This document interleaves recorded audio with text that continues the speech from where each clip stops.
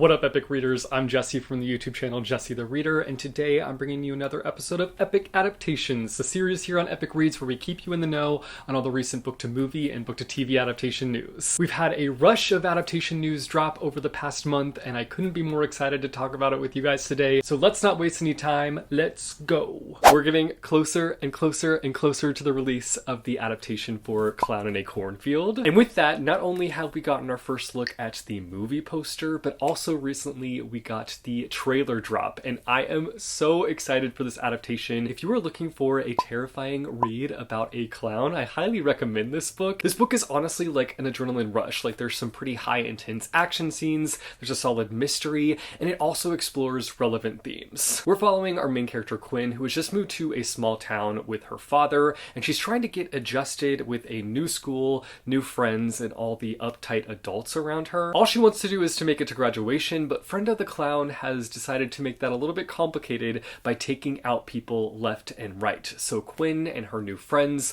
must figure out the truth behind Frendo the Clown, but most importantly, they must survive in the process. We've got a huge update for the upcoming adaptation for Children of Blood and Bone. I feel like we've all been anxiously waiting to see what comes of this adaptation because it's been in the works for so long, and we just got some really exciting updates for this film. Not only did we get this shot of the author taking a picture of their chair on the set, but we also got huge casting news. And when I mean huge, I mean we pretty much know every actor that's going to partake in this film. Let's run through the list. Admiral Key will be played by Cynthia Erivo. Jamoke will be played by Lashana Lynch. Mama Aga will be played by Viola Davis. King Saran will be played by Chiwetel Ejiofor. Lekin will be played by Idris Elba. Amari will be played by Amandla Steinberg. Nan will be played by Damson Idris. And Zayn will be played by Tosin Cole. Talk about a star-studded cast list. Like, the names, my jaw is dropped, my jaw is on the floor. I'm so excited to see these actors play these roles. It feels like we're finally getting to the part where this adaptation feels really real, and that's super exciting. It's been announced that we will be getting a sequel film for the adaptation for The Wild Robot. I still need to see The Wild Robot. I did read the book long ago, like when it first came out, so I was ahead of the curve, I'm just saying. I knew it was amazing back in the day. I feel like I've heard nothing but amazing things about it.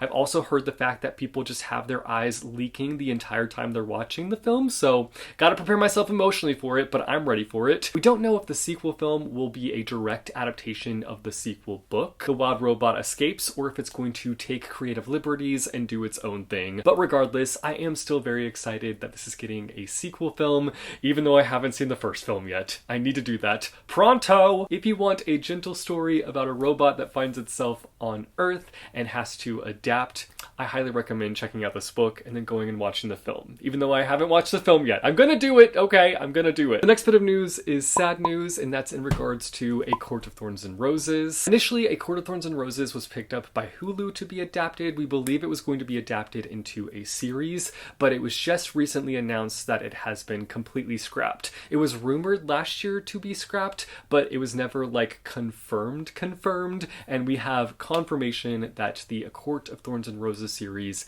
has fully been dropped. I know that fans of Sarah J. Maas have desperately been wanting an adaptation to happen, but it doesn't look like it's going to happen with this situation. I feel like this could be a good thing though. Like, maybe there were creative differences behind the scenes. Maybe Hulu wanted to do their own thing with this series that didn't align with the original series, and that's why things are not working out. So I am looking at this as a case of maybe it's best that it's not happening currently, because maybe it wasn't being developed in the most faithful way, and hopefully down the line something will end up happening with this series or another series by Sarah J. Maas. Regardless, I'd rather see a production company come in and be faithful with the adaptation rather than doing their own thing and making all of us fans really upset. Finally, for fans of Exo Kitty, we have some exciting news. Obviously, season 2 of Exo Kitty just recently came out. Let me know your thoughts on it down below in the comments. Netflix has confirmed the fact that we are getting an Exo Kitty season 3. So if you've been enjoying this lighthearted spin-off of To All the Boys I've Loved Before, you are in luck. We are getting a season 3. It's confirmed.